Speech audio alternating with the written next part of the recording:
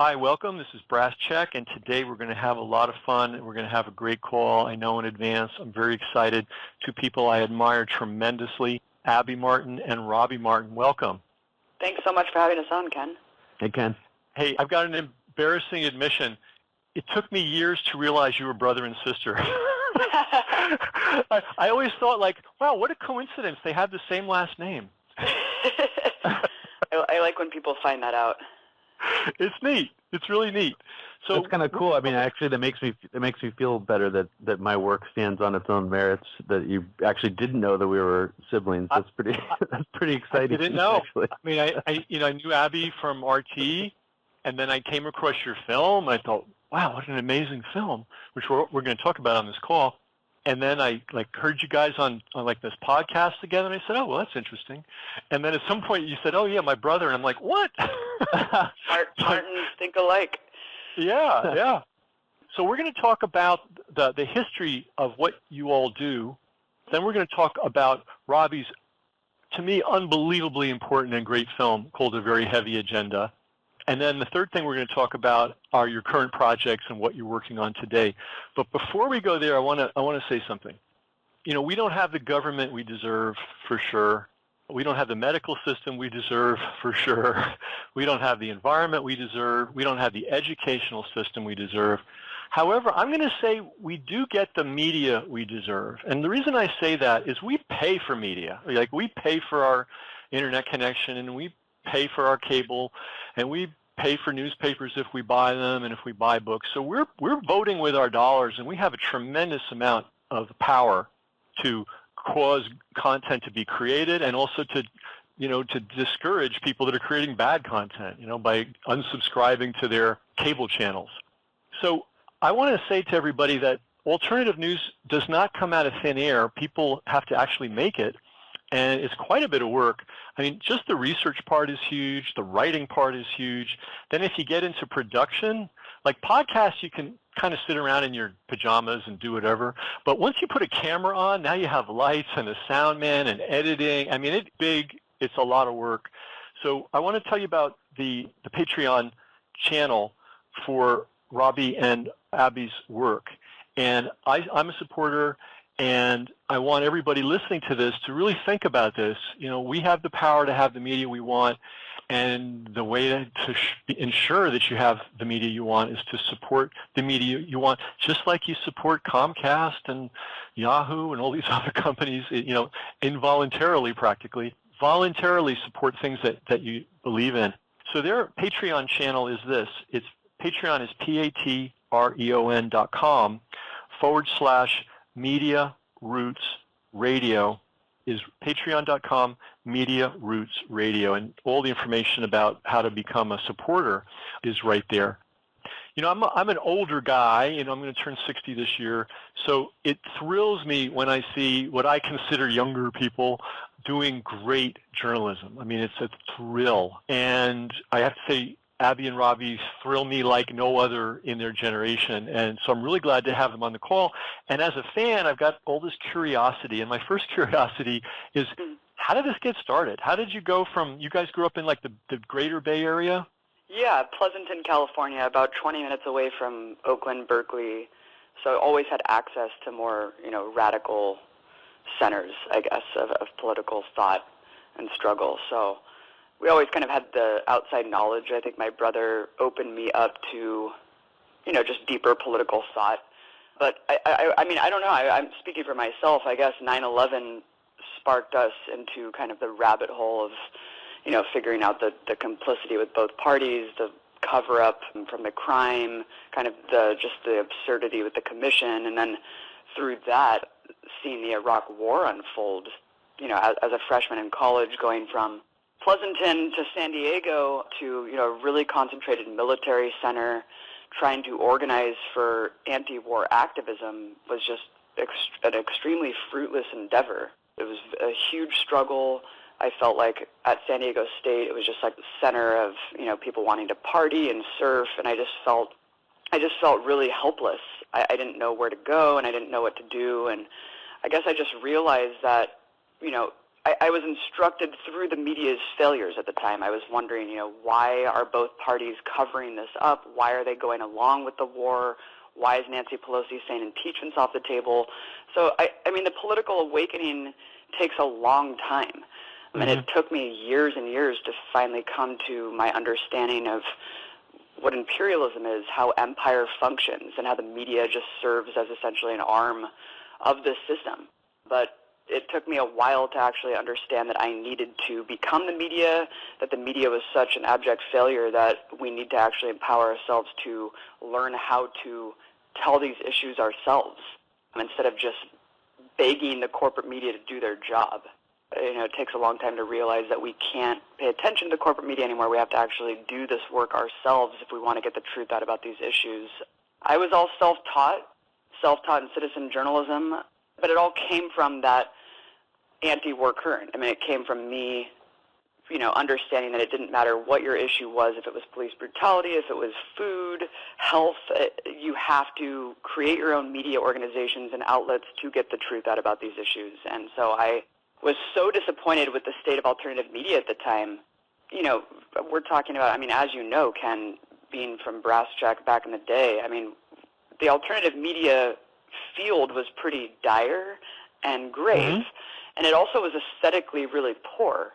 As an artist, I didn't do graphic design, but I wanted something that was a little bit more palatable, a little bit easier on the eyes, and just an aggregate that wasn't kind of batshit crazy like InfoWars and a lot of these other alternative media outlets at the time, but was an aggregate for simply activism and music and art and, kind of a hub that could provide a citizen journalism hub for people who are doing this kind of news. But, I realized kind of the constrictions of J school. I'm happy that I didn't go into that field because everyone that goes into journalism school just gets peddled in their minds how to be a journalist, how to be objective, and we know that that's completely bullshit. We know that this kind of advocacy journalism versus objectivity is just a farce. But yeah, being in the Bay Area, luckily I had Project Censored was right there. Luckily we had Berkeley Community Media in the area, so I was able to take Final Cut classes, get involved in local community media aspect, and just teach myself how to do all of these different things. And I think it all sparked from seeing actually Peter Phillips, who was the former director of Project Censored, talking about corporate media. That made me realize, hey, I think that I just really, really want to get involved in media activism and use kind of my anti-imperialist streak as the generator of doing media.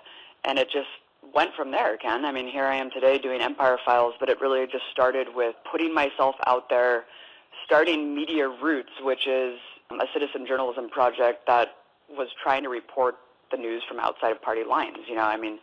Robby and I were always really critical of the Democratic Party establishment, of course, coming from the Iraq War and the 9/11 cover-up, just realizing the complicity, again, from the two-party system, and just providing that forum. Media Roots started as a forum, a collaborative forum for citizens, artists, activists to unite. And so just going out there, reporting on different issues, reporting on different protests that were going on, and then Occupy Wall Street kind of popping off in my backyard when I moved back to Oakland from San Diego.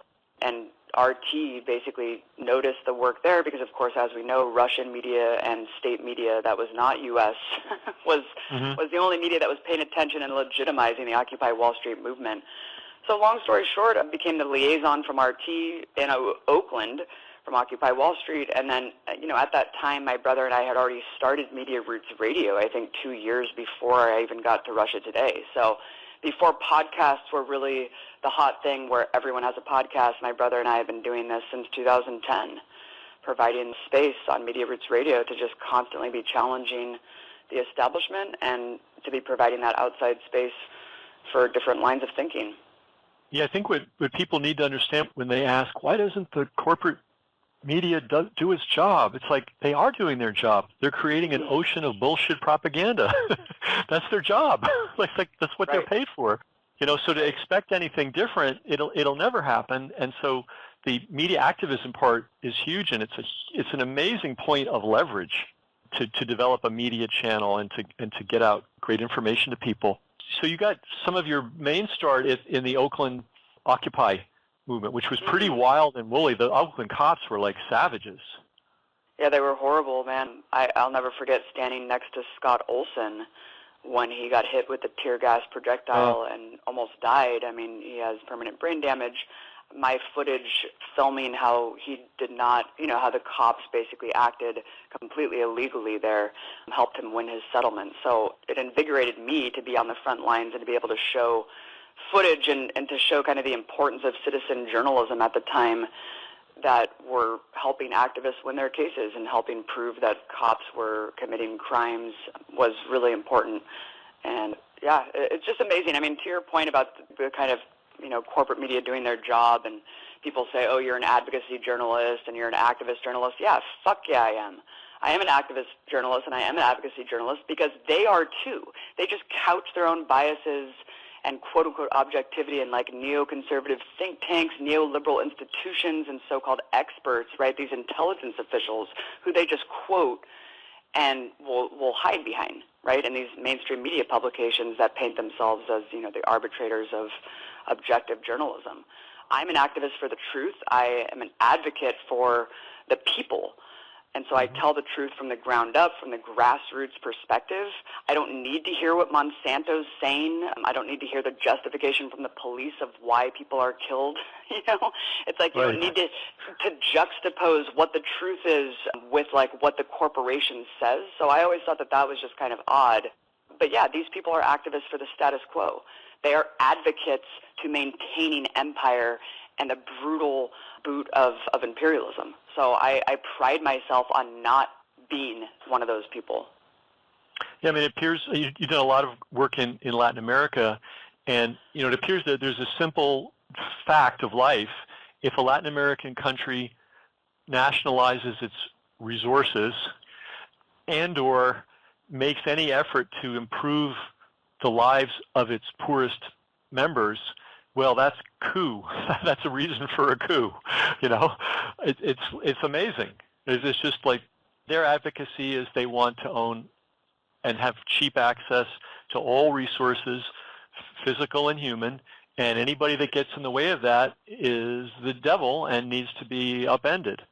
So you don't ask a bank robber when he's running out the bank with 2 bags of money, what's your motivation for this?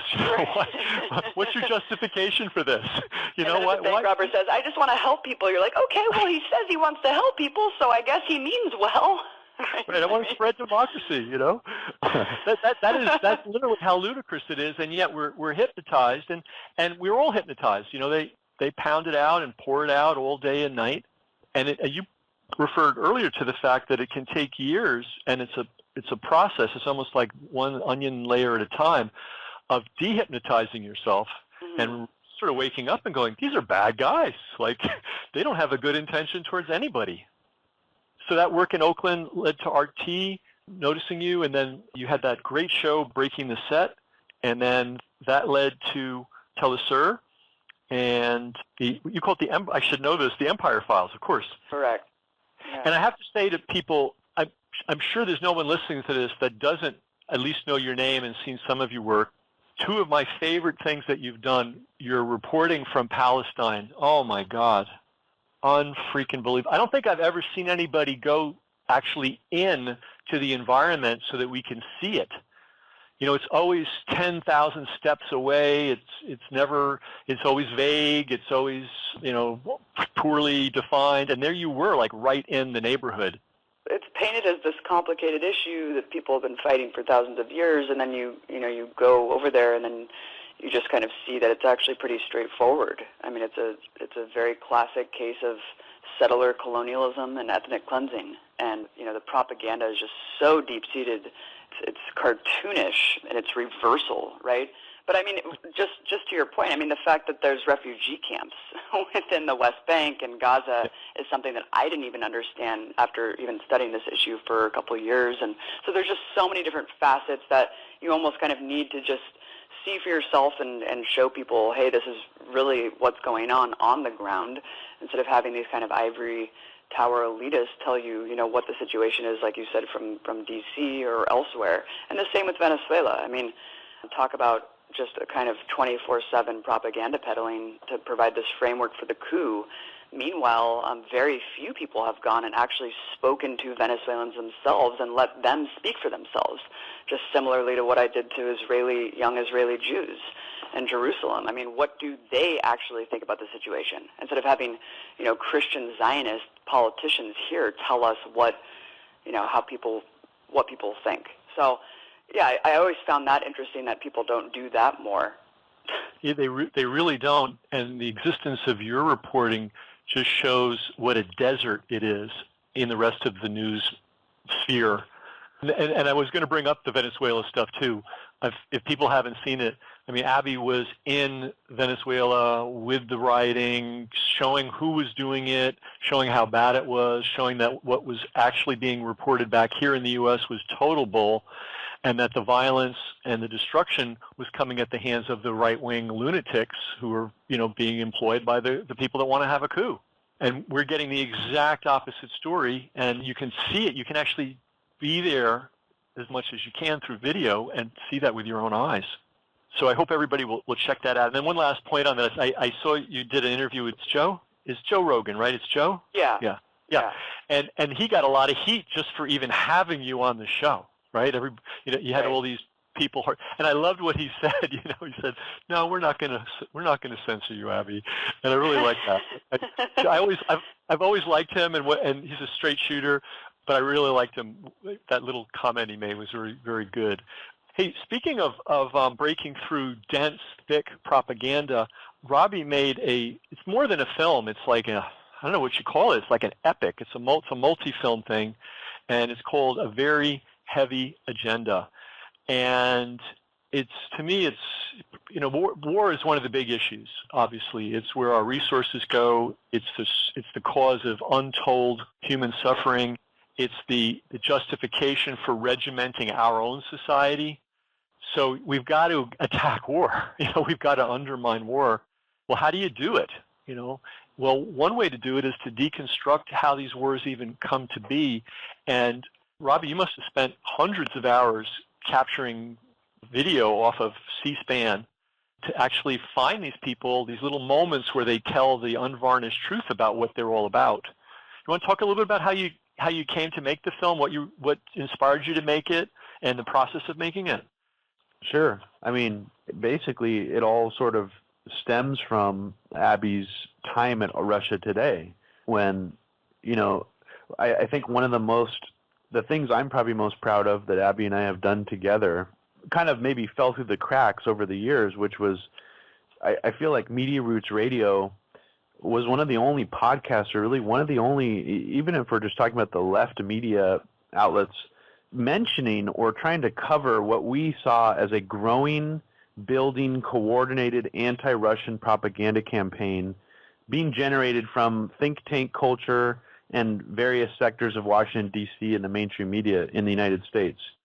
And, after this Mueller report is just finalized over the weekend, I was sort of going back into our podcast archives, going back to episodes as far back as 2013, and, we sensed all this anti-Russian propaganda that was very coordinated here, and we found it alarming that there wasn't really anybody covering it and trying to analyze why this was happening. And it really all escalated with the Ukraine coup around, I think, late 2014. I want to say that's when it was. And then the Sochi Olympics, which was, from Abby and I's perspective, a complete anti-Russian propaganda campaign. I mean, they even showed cars being exploded and toothpaste bombs going off, claiming that if you go to the Sochi Olympics as a journalist to cover it, you're going to get killed by a Chechen terrorist attack.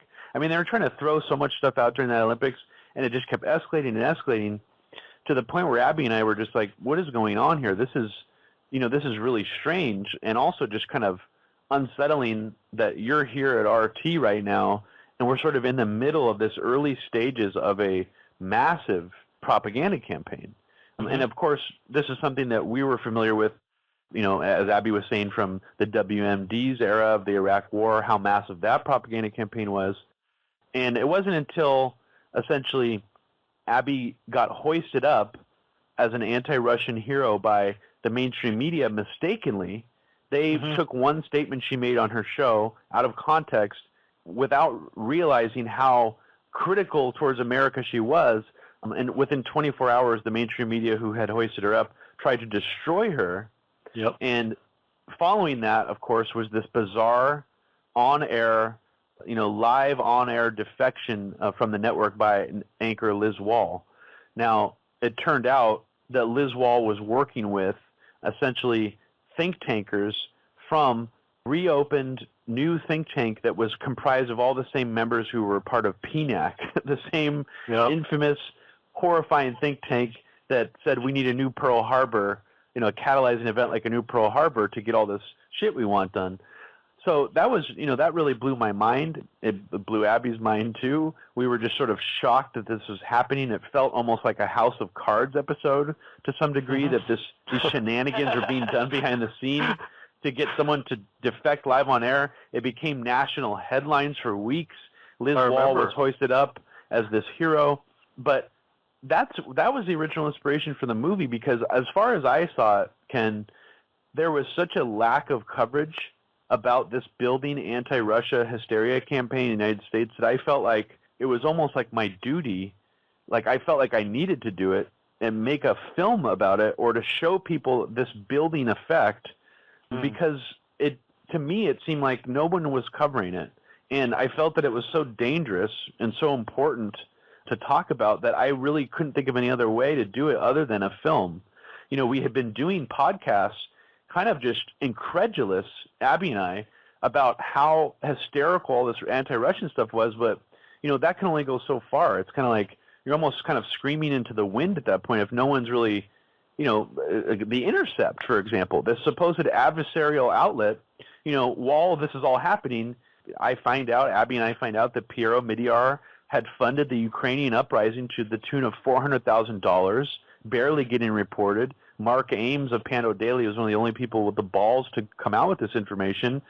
And all the while here, it seemed like Media Roots was this lone voice, in this void of being like, hey, this is really bad what's happening here in terms of this anti-Russian hysteria. And there were other outlets too, credit where it's due, outlets like Consortium News when Robert Perry was still alive, Mark Ames, reporters like Yasha Levine, Katrina Vanderhoovel, Stephen Cohen, they were all covering this too. But besides them and what we were talking about on Media Roots, there was so little focus on it that I was just like, I have to do something about this.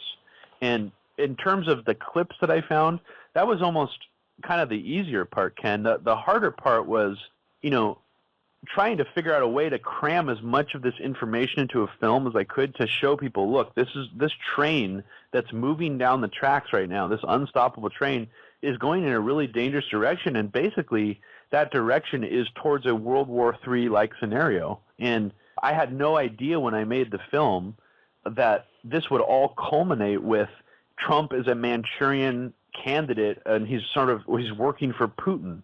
And that is sort of what the narrative became. I mean, as far as I see it, that Trump part of the Russia narrative was merely the final stage of that narrative. But in reality, after I made this film, I think what Abby and I kind of concluded was that this whole thing was really not meant to unseat Trump or to impeach him. I mean, because this has really been going for so much longer than that. It seems like the final stage of it, at least right now, with all these DC think tankers, all these talking heads, all these people and these neocons, it seems like the goal right now is to marginalize and soft censor all alternative media and any viewpoints challenging to the status quo on the internet. And this is actually something that PNAC, the original neocon think tank in the 90s, laid out in their document, Rebuilding America's Defenses, as they wanted control of cyberspace. Now it looks like, sadly, over 20 years later, they're actually getting that dream, control of cyberspace. It just came in a much different form than any of us really expected. It's not net neutrality. It's not any of these issues. It's these private companies basically working in tandem with this group of DC elites to put the final kibosh on what we see as this important alternative media sector. And I kind of went beyond my movie plot right there, but I think ultimately that's sort of what's the danger that we're facing now. I don't know if World War III is as close as it was maybe a year or two ago, but this other thing I'm talking about, I think, is really where it's all heading. And that's, I think, what we know. Now that Mueller's report's over, I feel like that's where we need to be kind of focusing now about where this is all culminating towards. Yeah, and it's happening fast, too. They're turning the screws tighter and tighter and faster. I'm just dealing with a situation where somebody's book was removed from Amazon. There was sort of a hit piece, smear piece written against her by Wired UK. And I hope everybody knows what a sham Wired is, always has been since day one. And then the next day, Amazon pulled her book. And then the next day after that, the New York Times, NBC are all parroting, Amazon's getting its house in order by getting rid of crazy books. Nobody talks about the fact that Amazon's got a $10 billion account with the Pentagon. They're doing a project for the Pentagon that costs $10 billion. That's not news, but harassing this author is news. Yeah, it's getting bad, and this sort of brings me back to the theme of how important alternative media is, and I think consumers of alternative media, or people that want to know what's going on, I think more than ever before, we need to look at who's doing the media and start thinking about, okay, who are we going to support? But talking about your film, though, you did the music for the film too, right? Yeah, I did. Yeah, it's a really surreal. I mean, I don't think anybody can sit down and watch the whole film in one sitting unless they've got an incredibly leisurely life, But 7.5 hours. Yeah, how many hours is it? 7.5. Yeah, so it's like War and Peace, right? The 21st century version. But what you can do is dip into it from time to time, which I do, and just sort of watch it and be in awe of the machinations. So, because one of the things Robby does in this film is he's laying out the exact people who are running the lie machine, at least on the new neocon side, and all these little conferences they hold that C-SPAN covers, and all the think tanks, and how they just meticulously stir the pot and just keep stirring the pot. And, none of us have time to watch C-SPAN all day and night, so it's really a service to, throw this DVD in, one of the DVDs in, and just sort of watch what's going on while we're going about our daily lives. And, yeah, they're absolutely organizing us for war again, or they're trying to.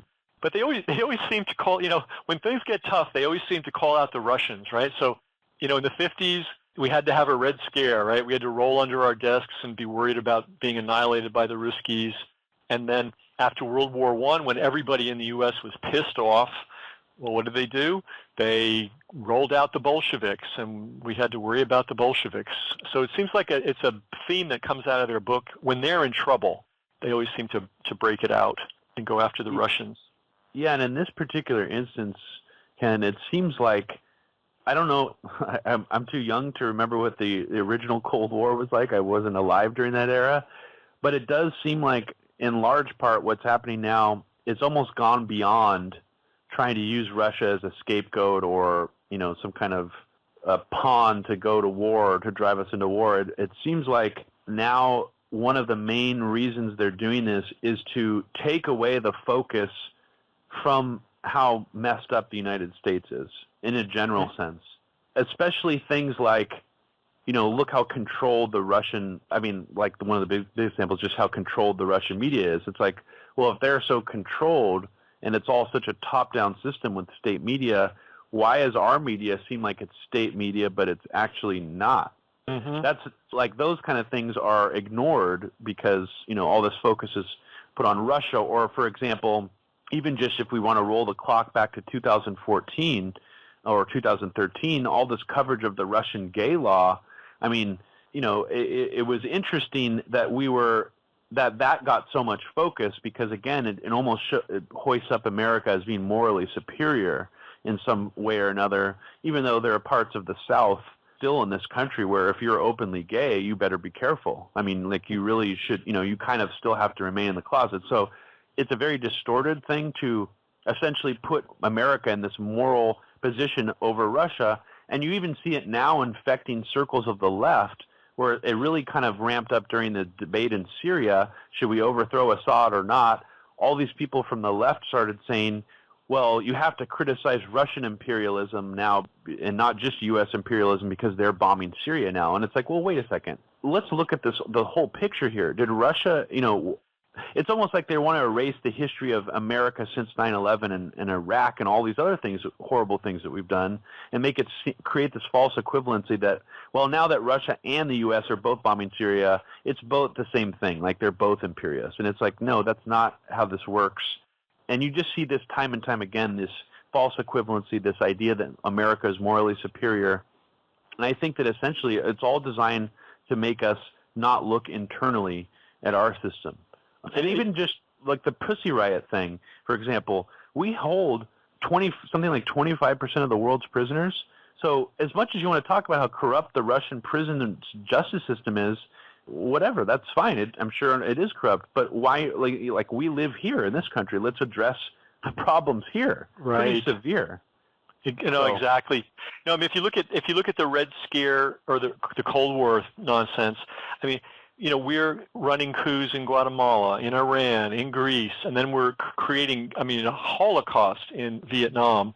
And what was the big topic of discussion? How bad Russia was. When I was growing up, Russia was like this dark empire that you couldn't even go to, and the people were all evil, and the women were all ugly, and they just wanted to take over the world, and they were sinister, and it was just horrible. That's how we were raised.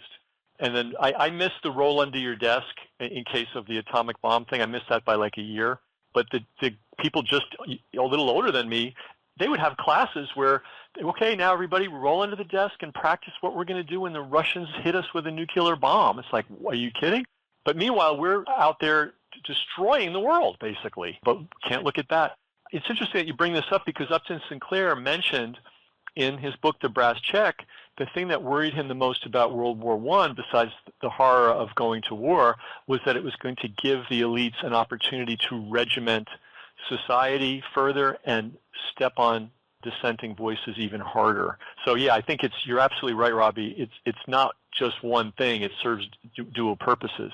Hey, tell me, if you would, about what you're up to now, what the next steps are. Do you have any projects in the works?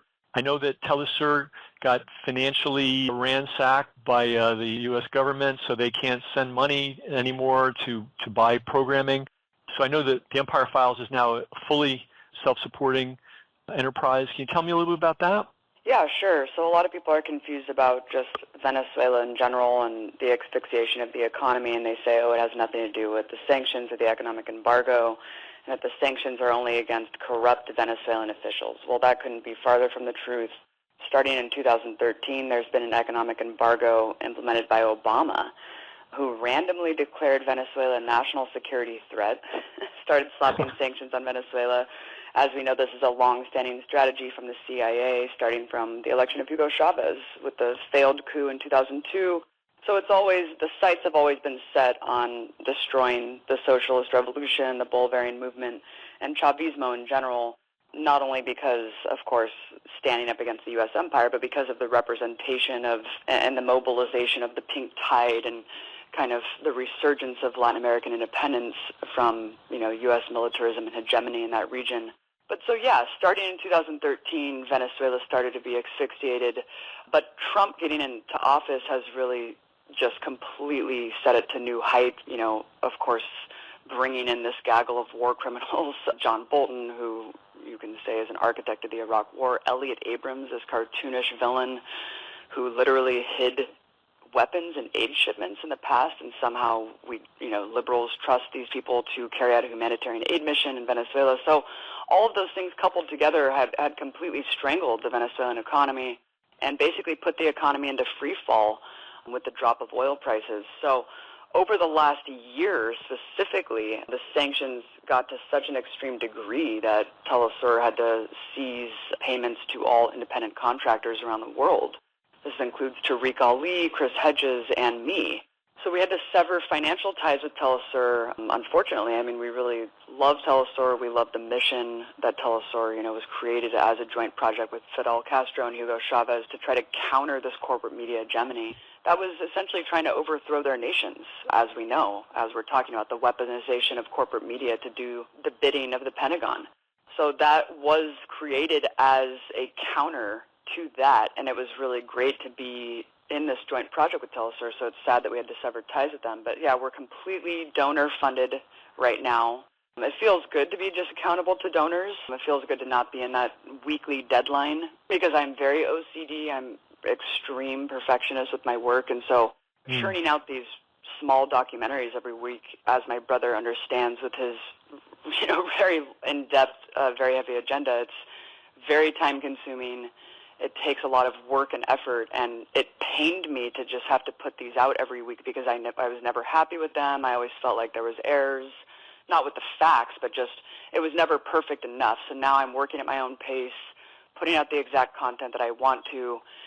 And as my brother was mentioning, this whole Russiagate narrative, not only has it been the greatest tool, I guess, for Trump's candidacy, and re-election campaign in 2020 and the biggest gift to his entire base, but it also has served as such a distraction even for alternative media, where you see a lot of people who've been kind of obsessively stifled into this feedback loop, this constant feedback loop where they are just debunking the neoliberal mainstream media who are obsessing about Russiagate. And so you just see them just kind of hyper-focus on what is the mainstream media talking about and how are they getting Trump wrong.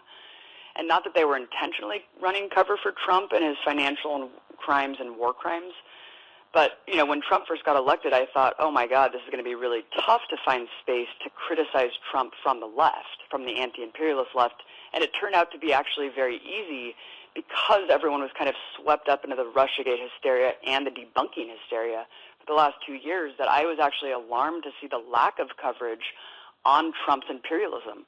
And actually a lot of people falling into this kind of deep state false premise that because the intelligence community is factionalized against Trump and that there's warring factions within the establishment that hate Trump still, it doesn't mean that there's a coup. It doesn't mean that he's trying to unseat the deep state. It doesn't mean that he's picking people that are anti-establishment. In fact, we see that he's picked the worst neocon outliers. He surrounded himself with crazy evangelicals and war criminals and generals who he's just basically given a green light to that have, increased civilian casualties up to 250%. Drone strikes are increased 400%. Opening new bases in Niger. The relentless shelling and bombardment of countries that, pale in comparison to what Obama was doing. That I was the first person to call Obama the drone king. So what I decided to do for the Empire Files once we went independent was release the first two-part series of Trump expanding the empire, and how is he doing that? And it's just really kind of sad that this is where we're at, that I felt like no one else had really put together kind of a comprehensive analysis about in what facets has he done this, while everyone's been distracted and swept up into these weird narratives and these mass hallucinations, whether it be, the fake news hysteria that everything that doesn't praise our anointed leader is declared fake news in this authoritarian fashion, but on the other hand, you have the Russiagate hysteria completely sweeping everyone up into this false narrative as well. So we did Trump expanding the empire, and then right after that happened, Trump announced this kind of surprise troop withdrawal from Syria, and then it kind of bolstered that claim again, where they're like, well, Trump's ending the wars, and this is why everyone hates him, and blah, blah, blah, blah, blah. And it's like, no, he's not ending the wars. You have to go past this kind of rhetorical nonsense and see what the policies are actually doing, and what are these policies, and what are the effect of them. And as it turns out, he didn't end the wars. He actually increased bombing and shelling in Syria. I think a 30% increase in January, which was the month after he declared the quote-unquote end of the war in Syria. And as we know, this quote-unquote troop withdrawal, 2,200 in Syria and I think 7,800 in Afghanistan, were simply troops that he himself added. And if you look at the fatalities in those countries and just the state of these, quote, endless wars, it's worse than ever. And it's just unfortunate that we're not able to kind of have an honest debate about what's going on. So we did Trump expanding the empire. We also did the Trump Syria deception, and kind of shedding a light on how at the same time he was announcing the end of the Syria war, he was also in Iraq announcing the indefinite extension of the criminal occupation of Iraq. And so it just goes on and on, Ken. But Right now, we did this definitive debunking of the Venezuela coup, and now we're working on a film about Gaza, The Great March of Return, as we're coming up on March 30th, a year of tens of thousands of Palestinians who are housed in this open-air prison in Gaza who are going out there protesting, unarmed, right, peacefully, and they've just been sniped off by Israeli snipers over and over again, hundreds of them, children, medics, amputees. It's just an unbelievably underreported story, and seen as how I was banned from Gaza. I was called a propagandist from the Israeli government. I'm banned from basically seeing one of the gravest humanitarian crises that we have funded with our tax dollars to the tune of $10 million a day. And so I was also called an Iranian agent, which I was confused about as a reason why I wasn't permitted to go into Gaza. I thought I was a Russian agent and a Venezuelan agent. So I guess well, I mean, Mike Pompeo. Confused of where it is now. So we hired a team. Mike Pompeo said that Iran is operating in Venezuela now. So maybe he got that from the Netanyahu government or whatever the hell that means. There you go. So it's all part and parcel together. It's the new axis of evil, and Abby, you're one of their agents. I'm the Tokyo Rose of Hezbollah and Venezuela, I guess. So now who knows what Moscow. they say. But the great thing is we were able to hire a team of journalists in Gaza because, again, the Palestinian debate, you don't really hear from Palestinians themselves to discuss what's actually happening to them. So we hired a team who have risked their lives to get us the footage that they gave us, and we're putting together a really comprehensive documentary about the Great March of Return. And I'll just leave you with this, is I had a meeting with some of these reporters in Palestine, and they were saying, how are the news reporting this march? Like, are they reporting it differently, or are they still saying that, we're a culture who loves death and all this stuff? And I said, unfortunately, no. They're reporting it the exact same way. It doesn't matter if, 60 people go out and get massacred who are unarmed marchers. They're still going to paint it as this kind of both sides nonsense and that, Hamas is responsible for everything. And they just said, can you please tell your colleagues that we don't want to die, that we love life? And for Palestinians to have to tell us that, to tell our colleagues that they don't want to die, I think really just is a grave indictment of the journalistic failures and malpractice of people to not report this issue fairly and accurately, and just the grotesque nature of people like Sam Harris, who paint Palestinians as this culture of martyrdom, who worship death. It is absolutely disgusting, Ken. So we're excited to provide a voice for the people who are never heard from and who are getting massacred on a daily basis. So we're going to put that out in the next couple of weeks. I'm looking forward to that. And as we wrap up, I think if people have been listening, they've heard there's a theme here. There's a lot of news that's not being covered, and when you look at Abby and Robby's work, they're covering it. They're covering what's going on in Palestine and Gaza. They're covering what's going on in Venezuela. They're covering the anti-Russia war hysteria that started, as Robby points out, way before Trump was even announced for candidate. And most, as importantly, and this is another thing that's being neglected, they're covering the real goings-on of the Trump administration. And Abby's quite right. Everything is like a circus, the friends of Donald Trump, the enemies of Donald Trump, they're butting heads, and that's the news? That's not news. And meanwhile, he's bringing in every bad player that's ever existed. I think he's almost going to the cemetery and digging people up out of the graveyard, It's so bad, and it's not being reported except from a very, very, very, very few sources, and one of them is the work of Abby Martin and Robby Martin, and their base is Media Roots Radio. So they do lots of different projects, but their home base, their place is called MediaRoots.org. I said at the beginning of the call, I'm going to say it again, we don't get the government or the environment or the education system or the healthcare system that we deserve, but we do get what we deserve when it comes to media, and because we give these devils money. We give Google money every time we click on one of their search results. We pay Comcast for our cable. We're spending money. So now I think is a time for us to become more conscious about, okay, if we want a good media system, we can have it. And the way you do that is you find the people that are doing the good work and you support them. So I recommend that everybody go to Patreon, REON.com/Media Roots Radio, and support the people who are doing the work to give us the news that we need to understand what's going on in our world.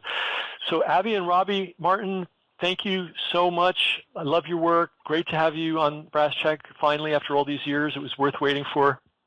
Yeah, thanks for having us on, Ken. It's a lot of fun. Ken, thank you so much for all your work and all your support. Really important that we lift each other up and keep getting each other's backs because, as you mentioned, I mean, the most important thing for us to do is to follow and support the journalists and outlets that we want to see grow and flourish. And that's where we're at. I mean, we can't, no more begging the corporate media to do their job. It's time for us to step up and put our money where our mouths are and support the journalists that are doing the work. Yeah, if we're waiting for any kind of accuracy or usefulness of the corporate news media, we're going to wait forever, and it's just never going to happen. And well, why should it? They've got their agenda, we've got ours. Yeah. If you believe in a pro-human being agenda and one that is critical of empire business as usual, you know where to go, and that would be patreon.com, Media Roots Radio. Thanks again, and I'll see you around the internet. Thanks so much, Thanks, Ken.